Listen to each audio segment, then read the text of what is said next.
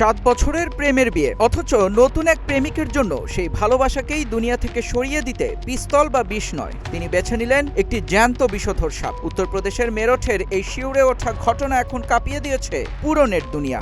ঘটনাটি ঘটেছে মেরঠের হস্তিনাপুর এলাকায়। ভুক্তভোগী অতুল পেশায় একজন স্কুল পরিচালক ছিলেন। তারই স্ত্রী দামিনী নিজের বাড়ির গাড়ি চালকের প্রেমে অন্ধ হয়ে যান। স্বামীকে পথ থেকে সরাতে দামিনী, তার প্রেমিক এবং এক সাপুড়ে মিলে পাতেন মৃত্যুর এক নিখুঁত ফাঁদ। পরিকল্পনা অনুযায়ী এক রাতে অতুল যখন গভীর ঘুমে আচ্ছন্ন, তখন তার বিছানায় ছেড়ে দেওয়া হয় একটি অত্যন্ত বিষধর সাপ। সাপের ছোবলে যন্ত্রণায় ছটফট করতে করতে মারা যান অতুল। আর পুরো বিষয়টিকে সাজানো হয় একটি সাধারণ সাপের কামড়ের দুর্ঘটনা হিসেবে। প্রথম দিকে সবাই একে স্বাভাবিক মৃত্যু ভাবলেও পুলিশের গভীর তদন্তে বেরিয়ে আসে আসল সত্যি। পর্দাফাঁস হতেই মূল পরিকল্পনাকারী স্ত্রী দামিনীকে হেফাজতে নিয়েছে পুলিশ।